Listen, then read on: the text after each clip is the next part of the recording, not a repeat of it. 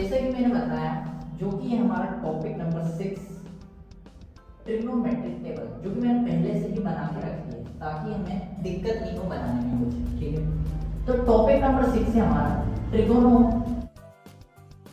से important table, जिसे memorise करना हर किसी के लिए मुश्किल होता है, आज मुझसे आसान बनाने का। ठीक है, तो देखो भाई, अभी मैंने आपको बताया कि जो हमारे फंक्शंस होते हैं यानी कि ट्रिग्नोमेट्रिक फंक्शन वो कौन कौन से होते हैं। देखो, नंबर 1 मैंने बात करी थी सबसे पहले साइन थीटा की, उसके बाद नंबर 2 मैंने कॉस थीटा की बात करी थी, उसके बाद नंबर 3 हमारे कौन थे, टेन थीटा, कॉट थीटा, फिर सेक थीटा और लास्ट में हमारे कोसेक थीटा। ठीक है भैया, ये तो फंक्शंस हो गए। अब ये जो फंक्शंस है और यहाँ पर जो थीटा है, यदि मैं इस फंक्शन को यहाँ लिखूं यानी कि साइन थीटा, इसमें जो ये साइन भाई साहब है एक्चुअल में ये फंक्शन है, और ये जो थीटा भाई साहब है ये एक्चुअल में क्या है, एंगल है। यानी कि ये जो एंगल है इसकी हम वैल्यूज निकालने वाले हैं।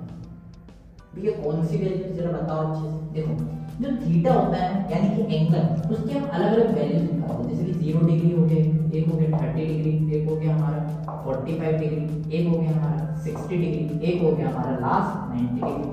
क्या भैया यहीं तक होती है? नहीं, ट्रिग्नोमेट्री की टेबल 0 डिग्री से 360 डिग्री तक जाती है, लेकिन क्लास 10th के सिलेबस के अकॉर्डिंग हमें केवल 90 डिग्री तक की वैल्यू के बारे में पढ़ना होता है। ठीक है, जो हमारे हिपार्कस भाई साहब थे इन्होंने ये टेबल सबसे पहले दी थी और ये वैल्यूज भी उन्होंने दी थी। ठीक है, अब इस टेबल को याद करने के लिए, इसकी वैल्यूज याद करने के लिए मैं सिर्फ आपको एक चीज याद करने के लिए बोलूंगा, सिर्फ एक चीज, उसके बाद मेरा काम है सब चीज, उसके बाद सारा काम मेरा है। देखो, मैं आपको बोलूंगा कि जो पहली वाली लाइन होती है बस आप उसे याद कर लो, जो फर्स्ट वाली लाइन होती है केवल आप उसे याद कर लो। 0 1/2 1/√2 √3/2 एंड 1, बस इतना याद कर लो, मैं आपकी पूरी टेबल बना दूंगा। क्या बात कर रहे हो, बस इतना ही। हाँ, सिर्फ इतना ही, सिर्फ एक लाइन याद कर लो। 0 1/2 1/√2 √3/2 एंड लास्ट 1, बस इतना। 0 1/2 1/√2 √3/2 1, बस इतना याद कर लीजिए। इसके आगे काम आसान है। कैसे है ये आसान बताओ। देखो, ये जो साइन थीटा की लाइन लिखी है, ये जो साइन थीटा की वैल्यूज लिखी है, बस आपको क्या करना है, जो cos थीटा की वैल्यूज होती है जस्ट इसके अपोजिट होती है। कैसे अपोजिट में, देखो यहाँ पर जो 1 वैल्यू थी वो यहाँ आ जाएगी, ये वाली वैल्यू यहाँ आ जाएगी, ये वाली वैल्यू यहीं रहेगी, ये वाली वैल्यू यहाँ आ जाएगी, ये वाली वैल्यू यहाँ आ जाएगी। जस्ट उल्टा करना, ये यहाँ, ये यहाँ, ये यहाँ, ये यहाँ और ये यहाँ। ठीक है, ये तो होगी 2 वैल्यूज की बात। भैया तीसरी वैल्यू कैसे निकाली ये बताओ। ठीक है, बता देते हैं। देखो, तीसरी वैल्यू निकालने के लिए बस हमको ऊपर के 2 वैल्यूज की जरूरत होती है, केवल और केवल इतनी ही जरूरत होती है। कैसे, देखो यहाँ क्या लिखा है, tan थीटा, हमने बोला ठीक है। अब हम यहाँ लिखते हैं tan थीटा। tan थीटा का मैंने आपको रेशियो में एक फॉर्मूला बताया था। एक तो मैंने बताया था कि tan थीटा इक्वल होता है 1/में cot थीटा के, लेकिन यहाँ पर हमें cot की वैल्यू पता ही नहीं है क्योंकि ये देखो अभी ब्लैंक है। ठीक है, मैंने एक और फॉर्मूला बताया था कि जो tan थीटा होता है वो इक्वल होता है sin theta upon cos theta के। क्या भैया इन दोनों की वैल्यू हम जानते हैं पहले से? हाँ, देख लो, बिल्कुल जानते हैं। तो भैया आपका कहने का मतलब है कि जो tan थीटा होता है वो इक्वल होता है sin theta upon cos theta के? हाँ भाई साहब, बिल्कुल इक्वल होता है। ठीक है, तो मैं चाहता हूँ tan थीटा की वैल्यू निकालना। हाँ भैया, किसकी निकालनी? tan 0 डिग्री की। आओ, तो थीटा की जगह क्या रखूंगा? 0 डिग्री, क्योंकि अब भी बताया भैया थीटा एंगल है, तो भैया हमने एंगल की वैल्यू कितनी रखी? 0। ठीक है, ये 0 डिग्री रख दी। अगर मैंने यहाँ 0 रखा है तो इधर भी तो एंगल 0 डिग्री रखेंगे, यहाँ भी तो एंगल 0 डिग्री रखा है। तो अब मुझे बताओ आप लोग कि जो साइन 0 डिग्री है उसकी वैल्यू कितनी है? तो ये 0 है। ठीक है, ये लिख दिया मैंने 0। ठीक, भैया cos 0 डिग्री की वैल्यू कितनी है? 1 है। लो, ये 1 रख दिया। अब मुझे बताओ 0/1 क्या होता है? भाई 0 को 1 से डिवाइड करो या कोई भी नंबर से डिवाइड करो, आंसर हमेशा क्या आता है? 0। ठीक है भाई, तो ये हमारा कितना आ गया? 0। यदि आपको इतना समझ नहीं आता है तो मैं आपको एक चीज बोलूंगा ध्यान से देखना, जो 0/1 होता है वो हमेशा इक्वल होता है इसके 0 के। और अगर आपसे कोई बोल दे कि भाई साहब 1/0 क्या होता है, 1/0 क्या होता है, आप इतना याद रखोगे कि जो 1/0 होता है ये होता है इनफाइनाइट। ये इसको नॉट डिफाइंड वर्ड से भी यूज करते हैं, ठीक। तो 1/0 की वैल्यू क्या होती है, इनफाइनाइट, और 0/1 की वैल्यू होती है 0। ये तो हो गई एक बात मेरी, ये दोनों बात हमको अच्छे से काम आएगी इस चैप्टर में और इस टेबल में, ठीक। ये तो tan 0 डिग्री की वैल्यू निकाली, भैया हमको जरा tan 30 डिग्री की वैल्यू निकाल के दो जरा, ठीक है भैया, अब भी निकाल देते हैं। tan किसका, कौन सा, 30 डिग्री वाला है ना, tan कौन सा, tan 30 डिग्री वाला, ठीक है। तो यहाँ भी क्या आएगा, sin 30 डिग्री, और यहाँ भी क्या है, cos 30 डिग्री, ठीक है।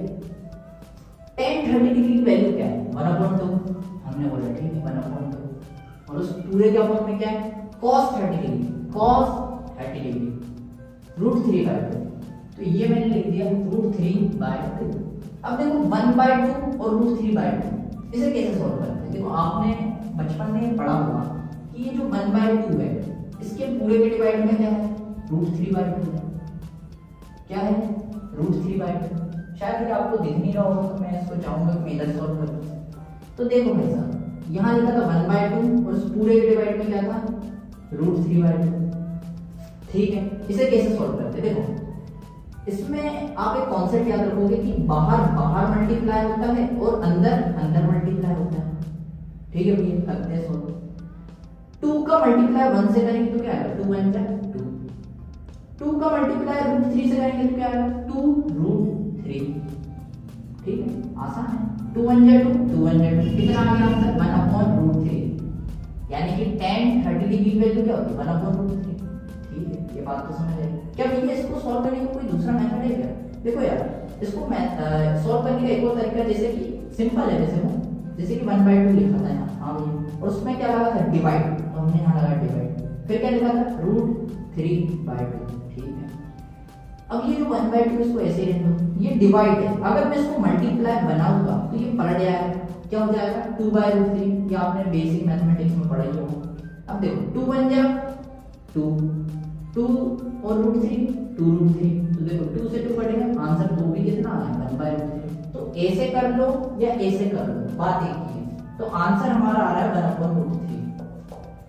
आई होप आप ये भी समझ चुके होंगे, ठीक है। अब आगे की बात करते हैं, मैं थोड़ा सा बोर्ड पर रफ कर देता हूँ क्योंकि मेरे पास स्पेस कम है।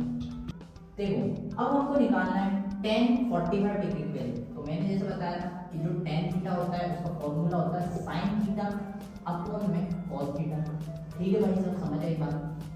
हमें किसका निकालना है, हमें निकालना है tan 45 डिग्री का, ठीक है।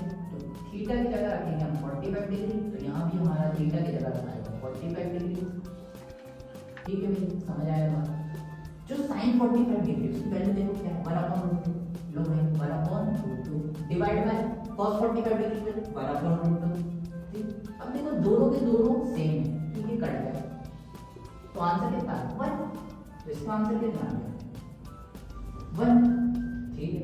tan 60 डिग्री, tan 60 डिग्री, ठीक है, sin 60 डिग्री, cos 60 डिग्री, ठीक है। sin 60 डिग्री पर √3/2, हाउ कोई दिक्कत नहीं। cos 60 डिग्री पर 1/2, ठीक है, 1/2, ठीक है। अब आप जानते हो 2 से 2 कैंसिल आउट हो जाएगा, तो √3/1 यानी कि आंसर √3, यानी कि आंसर √3। अब देखो tan 60 के बाद आता है tan 90 degree, tan 90 degree equal होगा किसके, sin 90 degree divide by cos 90 degree. अब आप जानते हो sin 90 degree value 1, cos 90 degree value 0, तो 1/0 मैंने आपको बताया क्या होता है, इनफाइनाइट, यानी कि नॉट डिफाइंड, ठीक है भैया, ये बात समझ आ रही है। हमने ये वाली इन दोनों की हेल्प से निकाली, यानी कहने की बात की कि जो tan थीटा है वो sin थीटा अपॉन में cos थीटा होता है, और ये हमने उसकी वैल्यूज फाइंड करी। अब भैया cot थीटा की वैल्यू कैसे निकालते हैं, देखो भाई cot थीटा में कुछ नहीं करना होता है, जिस तरीके से sin को पलटा के हमने cos में लिखा उसी तरीके से tan को पलटा के हम cot में लिखेंगे। अब हमारी लास्ट बच रही है सेक थीटा वाली लाइन। ठीक, अब हम बात कर लेते हैं सेक थीटा पे। तो जो ये सेक 0 डिग्री है उसे हम निकालेंगे किस सूत्र, ये भी तो बात करते हैं। देखो मैंने आपको ट्रिग्नोमेट्रिक रेशियो वाले इसमें एक फॉर्मूला बताया था कि जो सेक थीटा होता है ना वो कौन से इक्वल होता है किसके, 1 में cos थीटा के। सेक थीटा इक्वल होता है 1 में cos थीटा के। ठीक है भैया, ये बात समझ आ गई। क्या cos थीटा हमें पता है? हाँ हमें पता है, हम वैल्यू सारी फाइंड कर चुके हैं, तो हम सेक के लिए भी अब निकाल सकते हैं। तो हमें चाहिए सेक 0 डिग्री, यानी कि 1 में cos 0 डिग्री। ठीक है, cos 0 डिग्री की वैल्यू क्या है? cos 0 डिग्री ये रहा, cos ये है, 0 डिग्री ये है, तो उसकी वैल्यू ये है 1। तो 1/1 आंसर 1। तो सेक 0 डिग्री आ गया हमारा 1। ठीक है, सेक 30 डिग्री तो निकालते हैं सेक 30 डिग्री। तो सेक 30 डिग्री होगा cos 30 डिग्री और ये इक्वल होगा 1 में cos 30 degree value, cos 30 degree value, cos 30 degree value कितनी है? √3/2। ठीक है भैया, √3/2 है। अब आप देख रहे होंगे कि 1 है और उसके अपॉन में √3/2। ये इसको कैसे सॉल्व करते हैं? तो कुछ नई चीज आ गई। देखो यार, ये जो 1 है इसके डिवाइड में कुछ नहीं आने की, क्या है 1 है और इसके होल डिवाइड में तो पूरा √3/2। कैसे सॉल्व करें? अब वही वाली मेथड, बाहर बाहर मल्टीप्लाई, अंदर अंदर मल्टीप्लाई कर दो। क्या आएगा आंसर? देखो